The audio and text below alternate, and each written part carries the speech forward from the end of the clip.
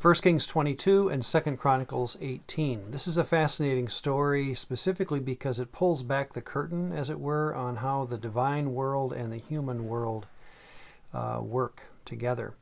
I'll just retell the story as they're in both of these chapters, which are almost identical, word for word, so it seems that either Chronicles copied the king's story or they're quoting from a third source.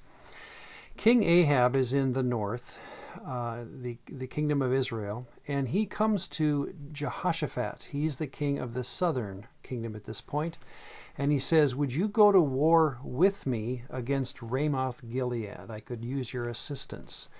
Jehoshaphat, who's a Yahwist, he's a good king, he says, "Well, I'm happy to go, but I need to get that approval from Yahweh first," like any good king would say, who's a Yahwist. And Ahab says, "Well, let me talk to my prophets." So he goes to his prophets and tells them to ask Yahweh about going to war. The problem, of course, is that these prophets worship Baal of Tyre, Jezebel's god. So they go to Yahweh for advice on going to war.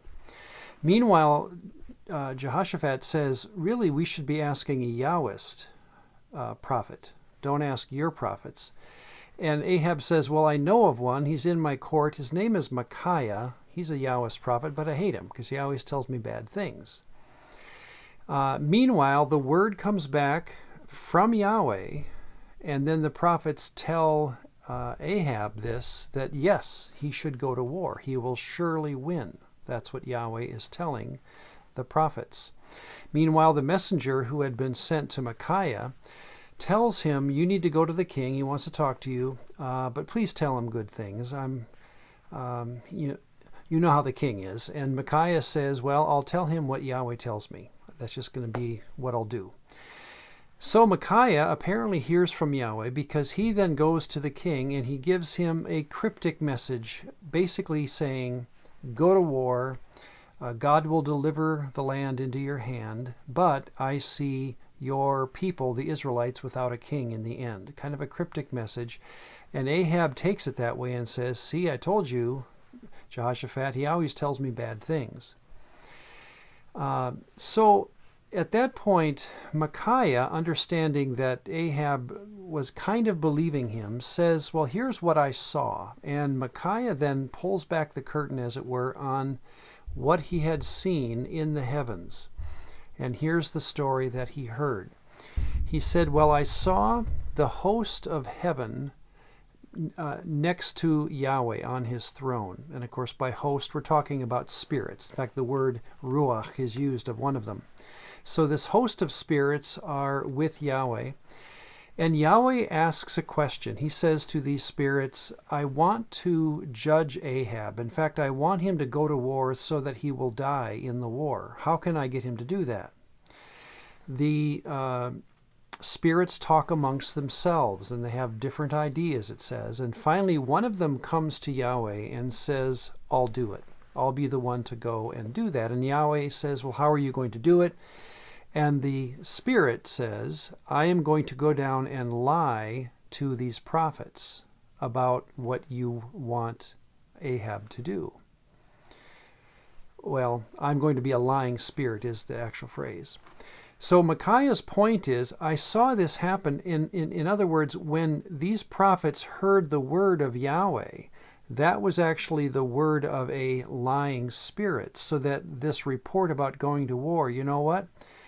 That is not, it's what Yahweh is telling you to do, but he's telling you to do it at the recommendation of a lying spirit, because when you go to war, you will die. Well, all of this makes Ahab angry. He says, Micaiah, we're going to put you in prison, and I'll come back someday, possibly, and let you out. And Micaiah even says, well, if you come back, Yahweh's the liar and not your prophets, because I understand from what I saw and what I heard, you will die. God is going to judge you in this war. Well, then quickly, the story ends by both of these men joining in war. Ahab pretends not to be the king in his cloak or in his dress, and a quote, random arrow kills him, and so he dies. So exactly what God had promised through this spirit and through his own prophets actually happened. Well, what do we do about this story? What does it teach us? I think back to the story of Saul, right, where we have a man who does not worship Yahweh and he wants information from Yahweh and is twice given no information. Here we have a man who has no intention, and prophets who have no intention of worshiping Yahweh go to him for information and frankly get the opposite. So the point, of course, is don't do that. It also gives us an interesting sub-story of what the spirit world is like. Remember, we are made in the image of Elohim, plural Elohim. We are more like them than we are like our own pets, like the beasts of the field. So when they have this conversation in 1 Kings 22 and talk amongst themselves and think about things and even talk to Yahweh about that, it tells me that that's just giving us kind of that background information of what they're like, because we're like that as well. So that seems to be clearly what these spirits are like. They can actually talk and exchange ideas and such. And then, of course, thirdly, it's always been an interesting question: can Yahweh lie? Can Yahweh deceive someone like Ahab and say, well, go to war, you're going to win? Well, I think the point of the story is if you set yourself against Yahweh, don't presume he does not have the right to deceive you in the end.